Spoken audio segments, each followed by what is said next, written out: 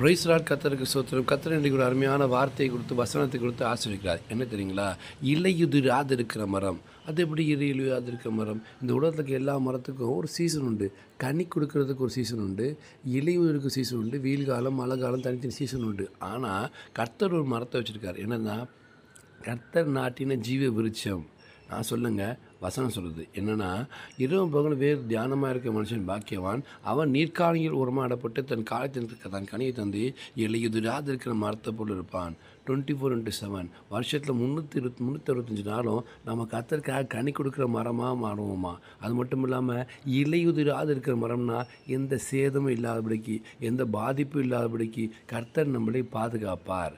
நீர்க்காணி ஓரமாய் எப்போவுமே தண்ணி, அபிஷேகம் பண்ணுற தண்ணி நம்மகிட்ட வந்து பாஞ்சிக்கிட்டே இருக்குமா, நம்மளை அபிஷேகப்படுத்திகிட்டே இருப்பாராம், அபிஷேகத்தை நிரப்பிகிட்டே இருப்பாராம். அது அந்த அபிஷேகம் என்ன பண்ணுமா, நம்ம வந்து கனி கொடுக்குற கர்த்தருக்காக கனி கொடுக்குற மரமாங்க, இதை மிகுந்த கனி கொடுக்குற மரமாக கர்த்தருக்கென்று ஊழியம் செய்து ஆத்துமாக்களை ஆதாயம் செய்து கர்த்தருக்காக சாட்சியாக ஜீவித்து கர்த்தருக்காக வைராக்கியமாக நின்று கனி கொடுக்கணும்.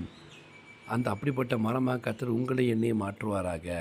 இலையுதிராமல் எந்த விதமான சேதம் இல்லாதபடிக்கு, எந்த விதம் உலகத்தில் என்ன பிரச்சனை, போராட்டங்கள், கவலைகள், கண்ணீர்கள் எது வேணால் வரட்டும், எதுவும் நம்மளை சேதப்படுத்தாதபடிக்கு கர்த்தர் நம்மளை பாதுகாக்கிற தேவனாக்கிறார். உள்ளங்கையில் வைத்து மறைத்து வைத்து காக்கிற தேவனாக்கிறார். கண்ணின் மணியை போல பாதுகாக்கிற தேவனாக்கிறார்.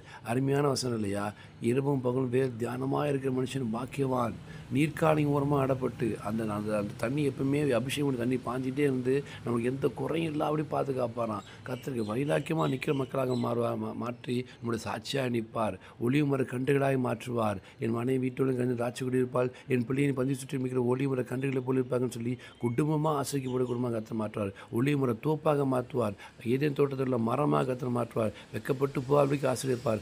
அவர் சமூகத்தில் காத்திருந்தார். இரவும் பகலும் வேதத்தை தியானமாக இருந்து அவர் வார்த்தை கேட்டு, ஒரு வசனத்தை கேட்டு, அவருக்கு வார்த்தை கீழ்ப்படிஞ்சு அவர் சித்தத்தம்படி செஞ்சு அவருக்கு பிள்ளையாய் மாறி அவர் சித்தம் செஞ்சோம்னா அவர் என்ன செய்வாரா? இப்படிப்பட்ட ஆசீர்வாதத்தை உங்கள் தலைமையில் என் தலைமையில் எழுதுவார்.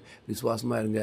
உலகத்தில் என்ன பிரச்சனை வந்தாலும் கர்த்தர் நம்மளை இலையுதிராது இருக்கிற மரமாக வெக்கப்பட்டு போகாமல் ஆசீர்வதிக்க முடியாத அநேகருக்கு நிழல் தந்து அநேகரை ஆசீர்வதித்து அநேகருக்கு கனி கொடுத்து சாட்சியோடு ஜீவித்த உங்களுக்கும் எனக்கும் கர்த்தர் தருவார். வெக்கப்பட்டு போகாமல் ஆசீர்வதிப்பார். நிச்சயமாக அந்த வசனத்தின் பிரகாரமாக கர்த்தர் ஆசீர்வதிப்பாராக. ஆமீன். God bless you.